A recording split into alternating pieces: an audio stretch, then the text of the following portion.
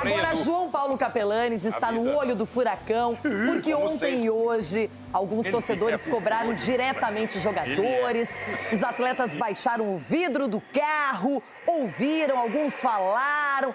Foi aquele tete-a-tete que ninguém gosta, Capelanes, que ninguém quer passar por isso, mas os jogadores do Corinthians engoliram seco e ouviram Capela. Não engole a seco pra ver também, né? Senão que a gente concorde, mas é algo que a própria diretoria da RE permite esse tipo de coisa. Mas, ó, eu vou trazer algo positivo. Eu costumo ver sempre o copo meio cheio. É assim que tem que ver na vida, né? Então, ó, a base da Polícia Militar, a viatura, todo mundo já foi embora. Torcedor organizado que veio pra meter que era pavoro já foi embora. As faixas ficaram, é bem verdade. Mas os jogadores estão treinando 2 horas da tarde. Entrevista coletiva de apresentação do Diniz. Tem depois uma outra atividade. Corinthians está focado, concentrado, porque, obviamente, amanhã viaja, quinta-feira tem a estreia na Libertadores, domingo o capitão já falou jogo contra o Palmeiras, então uma semana cheia para Fernando Diniz, que por sinal, ontem, como antecipamos aqui no Jogo Aberto, foi anunciado, hoje apresentado o contrato até o fim da temporada e o Corinthians já soltou um videozinho aí, o Diniz, a gente vai conferir agora, mais um bando no meio desse louco, olha como ele tava meio louco no vídeo aí, Renata. Intensidade e amor incondicional, é assim que a Fiel vive o Corinthians. Muito mais que os 90 minutos do jogo, os 35 milhões de corintianos espalhados pelo mundo doam as suas vidas pelo Corinthians. Aqui, a loucura transcende o jogo. E para mim, o jogo tem que ser vivido exatamente como a Fiel gosta. Emoção, raça, intensidade e coragem. O meu coração já pulsa no mesmo ritmo da Fiel na arquibancada. Estou pronto. Isso é corintianismo.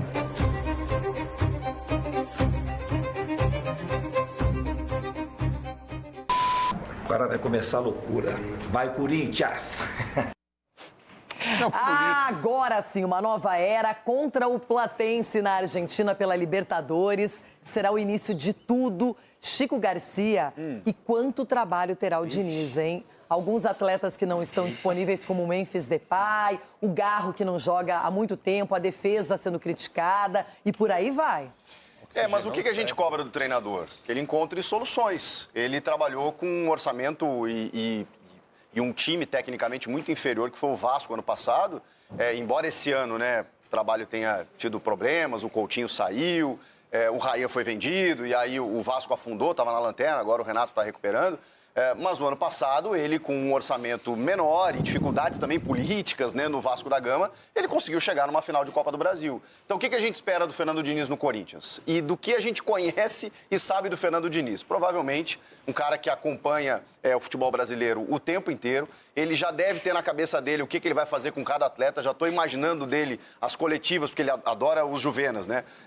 Elogiando o André, o Bidon, né? Tentando potencializar esses atletas que gostam da bola no pé, porque o Diniz é um cara dessa característica, de um time protagonista, propositivo, que nem sempre você consegue jogar assim, porque quando você encara uma equipe como o Palmeiras, Flamengo, em que dá uma pressão alta lá, você tem que saber sair do sufoco. E quando ele tem jogadores para isso, o jogo dele acontece. Se ele vai conseguir fazer isso no Corinthians, claro que é uma incógnita, né? Agora, ele tem o discurso bom, ele tem a questão motivacional, ele tem a aproximação com categoria de base, então, além dos que já estão jogando, a gente espera que o Corinthians revele mais, porque está sem dinheiro para contratar, e que ele consiga fazer com que esses caras mais rodados do elenco, André Ramalho, Gabriel Paulista, Gustavo Henrique, o próprio Memphis, o próprio Rodrigo Garro, que são caras técnicos, que eles consigam fazer um jogo em que a bola passe mais no pé do Corinthians. Essa é a expectativa do Diniz.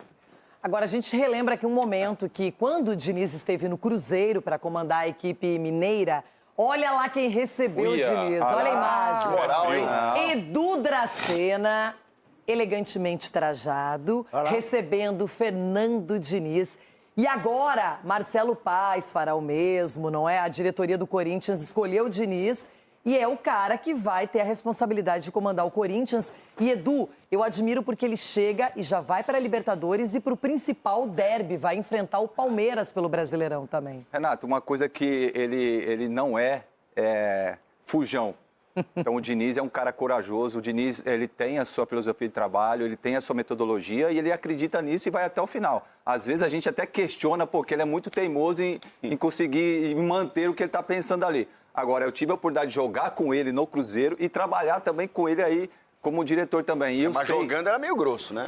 Dirigente, você deixou o cabelinho branco ali. Você Não, Chico. Trabalhar em clube não era bom, não. Não. Gente, o Diniz era jogador inteligente, bom Muito jogador muito bom demais. jogador. E, ó, ele vai trazer dos caras, Ulisses, a questão da coragem. Ele fala pra todo mundo, você tem que ter coragem pra jogar. E muitas vezes o jogador fica com medo de jogar. E quando ele fala isso, Renato, você se sente respaldado. Então, não importa o que vai acontecer, vai lá pegar a bola lá no pé do zagueiro e vai sair, levar lá no ataque. Então, é isso que ele vai querer fazer com a equipe do Corinthians. Encontramos o Diniz, sabe aonde? Não, eu e o Edu somos futebol raiz, né, Renata? Não é mimizinho que nem esgarbuzinho, que só quer camarote e tal. Na Rua Javari. Nós fomos fazer um jogo, eu e o Edu, na Rua Javari. E lá o Diniz, ser técnico da seleção, estava lá. Na Rua Javari vendo o jogo. Da 3 do Paulista, viu? O mimadinho. O Diniz, ele é tão concentrado, tão focado, que às vezes ele esquece que o espetáculo é público, que tem tanta gente. Sim. Aconteceu com o Tietê, esse episódio ficou notabilizado. Com o Luciano, a mesma coisa, com o Ryan também, Nuno Moreira. Marco, é a característica dele. Os atletas que convivem com o Diniz no dia a dia têm que entender que ali na beira do gramado, ele não deixa nada barato. Ele vai com tudo, é intensidade máxima.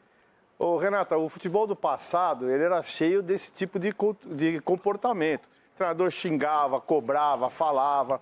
Os tempos mudaram, né? Então, hoje você tem que ficar com o politicamente correto o tempo todo. Aí eu fico vendo essas imagens aí, vai pro Fluminense, recebe a camisa, abraça, daí vai pro Vasco, recebe a camisa, abraça. Todo mundo cumprimenta ele, os ex-jogadores dele, né? Todo mundo abraça, tal. O problema do futebol é o seguinte, é resultado. Resultado. Eu acho o Fernando Diniz um excelente treinador.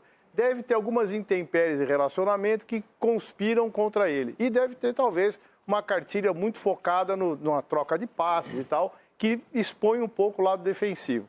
Eu achei ele um cara inteligentíssimo, competente, um cara muito sério, honesto.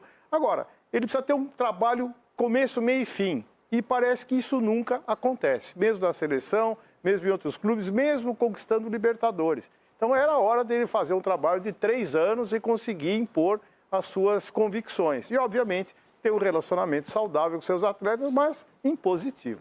Agora, essa estabilidade vem num momento ruim para que ela seja colocada em prática, porque o Corinthians não tem dado resultados, ganhou a Supercopa, o Ronaldo falou demais, mas no Paulistão não foi bem, no Campeonato Brasileiro a campanha vem sendo despencando. Tem que comemorar. Claro que tem que comemorar.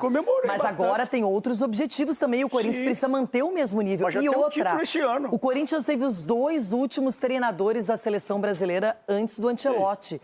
Primeiro o Dorival e agora o Diniz. Então a gente vai saber se o problema é treinador mesmo. E ele assume ou no pior momento possível, que é a estreia de Libertadores depois de um derby, ou no momento que pode já dar uma tranquilidade para ele, quem sabe consegue um resultado positivo aí nesses jogos, aí dá uma tranquilidade. Eu gostei da contratação. Eu falei ontem aqui que eu gostei porque o Diniz, muita gente, por exemplo, critica o trabalho dele no São Paulo. Só que foi um momento que ele fez muita coisa importante no São Paulo também. Revelou jogadores, colocou os caras para jogar, a torcida caia matando no Sara, por exemplo. Matando. O Diniz, nem aí. Colocou pra jogar hoje seleção brasileira aí nos últimos 2 amistosos. Então ele é um cara que vai com certeza dar confiança nesse momento turbulento pro André, pro Bidon, pro Guinegão, pra vários jogadores assim que podem ser importantes pro Corinthians. Foi assim, o Chico trouxe com o Ryan no Vasco. Então assim, na minha opinião foi uma boa escolha. Com o que tinha no mercado, é a melhor decisão na minha opinião. Não tinha muitas opções, não tem dinheiro pra trazer um Felipe Luiz, um Crespo, acho que não aceitaria também trabalhar no Corinthians. Quem? Gadiardo não tinha. Gadiardo não tinha dinheiro. E o problema do Corinthians vai muito além, né? De treinador também. O Dorival fez um bom trabalho com muitas dificuldades. Bateu no teto.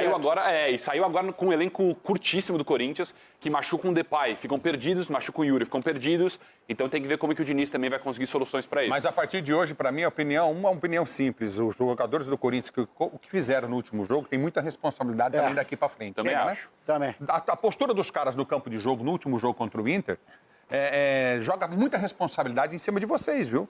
O que vocês fizeram não foi nada bonito e nada legal e ninguém aqui é otário. Todo mundo sabe o que aconteceu. Né? Tá explícito, né? Para quem estava lá trabalhando, transmitindo o jogo, assistindo o jogo. Então vocês têm muita responsabilidade daqui para frente também. Tem um detalhe sobre isso, o Fabinho Soldado era um cara mais próximo do vestiário. O Marcelo Paz é um cara mais dirigente, né? Um cara mais executivo. Não que o Fabinho não fosse, mas até por ter sido atleta e ele estava muito próximo dos jogadores, existia mais essa cobrança direta. O Marcelo Paz não que não faça, mas ele não tem essa relação mais vestiária, ele é mais burocrata nesse caso. E a gente vai ouvir o Dorival, que se despediu, deu seus argumentos, falou sobre a sua saída do Corinthians. Tchau, Dorival. Alô,